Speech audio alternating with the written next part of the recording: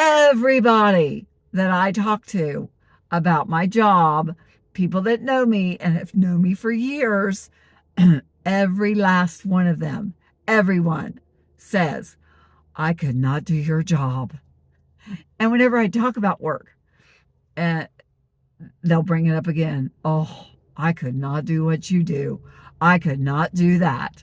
Oh, there's no way. And I really don't know anyone in my personal life that could do my job. Not that I'm a brain surgeon or I'm just super educated or anything, because I'm not, as I don't have to tell you that. But I work with the public, which it takes a specific kind of skill set to do that, to put up with people and not get irritated, not get upset, not get frustrated. You have to be patient. Like they say, the customer's always right. Well, anyway, and my employer is the United States government. So not only do I get unappreciated with the people that I meet on a daily basis, not always, but a lot. Not only do I feel their lack of cooperation, they don't appreciate me, they don't get it, they don't understand what the heck I'm doing and why. Why does the government need to be bothering me? They don't get that. So I have to talk through that. But then my employer does not respect me and does not appreciate what I do. Some of them, now my lower level supervisors, the ones directly above me, every supervisor I've ever had has been great. I've learned so much from them. And for the most part, I feel appreciated and respected on that level. But it is the next level and beyond. You know, with the federal government, I don't have to tell you, uh, we have too many levels, too many bosses, too many up here doing their thing, and not enough people like me actually out doing the real work. Yeah, not a shock there. But so yesterday I had a really terrible day. It was just frustrating. I was not accomplishing anything. It was just a really tough day. I was practically in tears. I'm good at my job. I really am. And that's not just me. Every supervisor that I've ever, and I've had several, every time a new supervisor comes in, they tell me that the previous supervisor, the one going out, told them about me. And they said, if you had a team of Teresas, you would be at the top every month. I'm not bragging. I'm just saying, the Lord blesses me. I have a personality for this type of work. And anyway, I'm good, and I'm good at my job. I have a work ethic, you know. Anyway, but yesterday was tough. I got nothing accomplished, and so I'm kicking myself. Not that there's anything I could do about it, but it was really aggravating. It was a rough day. So when I got home, I was like, I don't want to talk about it. I don't want to talk about this day. Oh, I'm just bummed. Then I get on my payroll because I had not checked yet for what I got paid for my last pay period. I hadn't checked. Usually when I get in there, I don't pay a lot of attention. I look at, of course, my payroll, my hours, make sure that they go together, my travel expenses. I check just to see what that is, just for the heck of it. And my Roth. I usually see how much was contributed for my TSP. But other than that, I don't pay a lot of attention. But I had noticed the last month or so, I thought, boy, my annual leave is not building up like it should. Why is it so low? So I actually looked. I investigated. For the longest time, I have had this job for 100 years, or it seems like it. 12 years I have been leave earning at my job. And I've worked up to 6 hours annual leave per pay period, which is very low. because there's 26 pay periods in a year, and that only equals times 6 hours, that only equals a little over 4 weeks a year annual leave. That's terrible. And it's not changed. I've been at this level for at least 6 or 7 years, maybe longer. I can't remember. Anyway, that's not good. Most people at a factory, they top out at about 6 weeks. Lower paying jobs, let me know. Comment below. What did your job top out at? Leave earning, sick leaves, personal days. We do not get personal days. I do get a little bit of sick leave, and it builds up half as fast as annual leave. But anyway, let me know what is your job? Um, what do you get now, or what did you top out at? Because I'm sure there's a ceiling. Anyway, mine's never going to change. 6 hours per pay period, not great at all, considering how long I've been at that stage. So I get on there yesterday and I'm thinking, why is it not growing?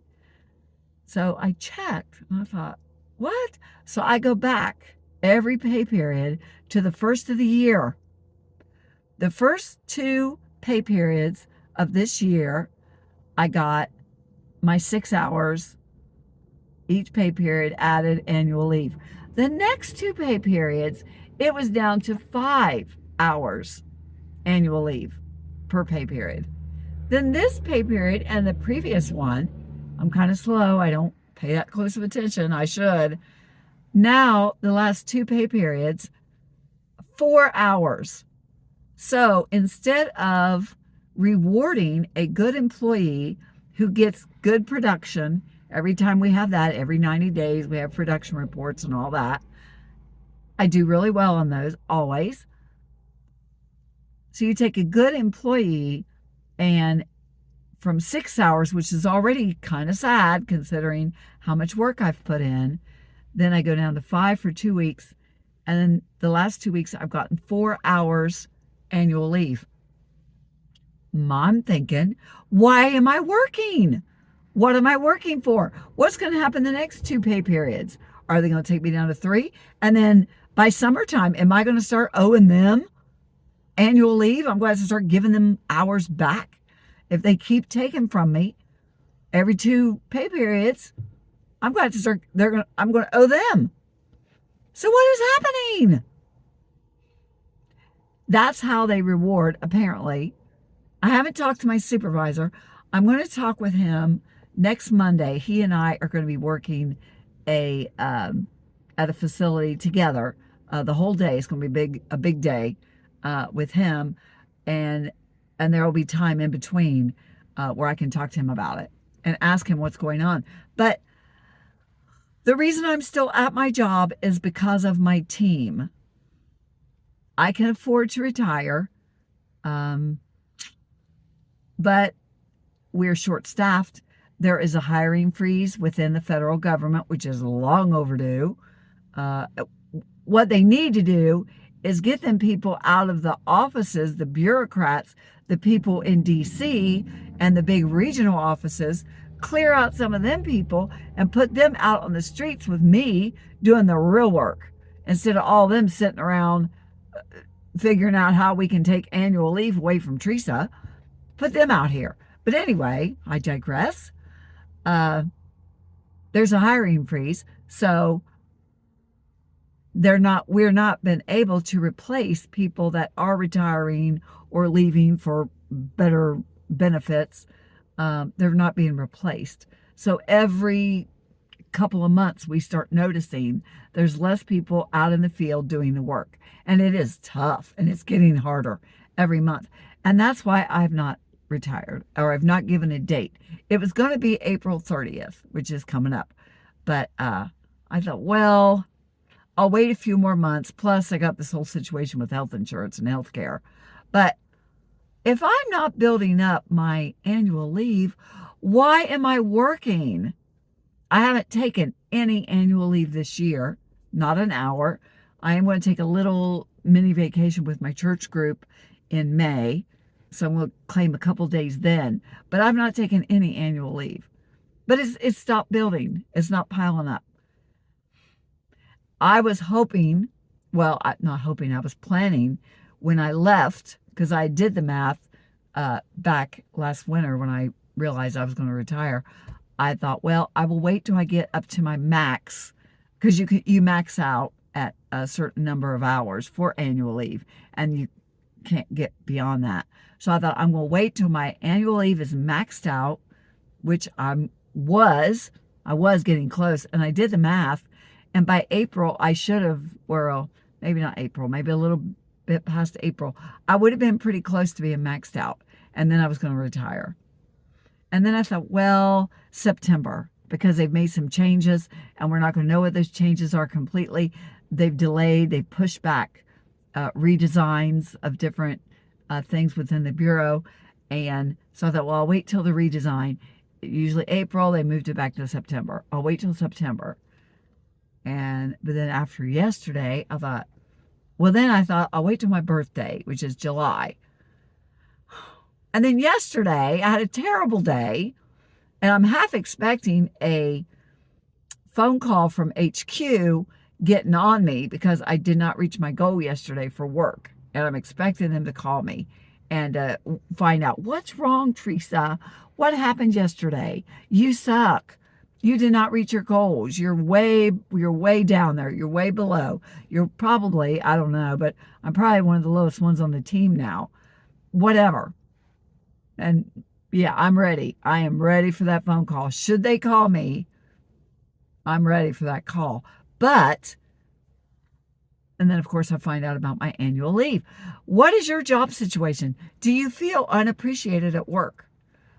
Do you top out at certain levels? And should it go farther? Because experience is worth so much.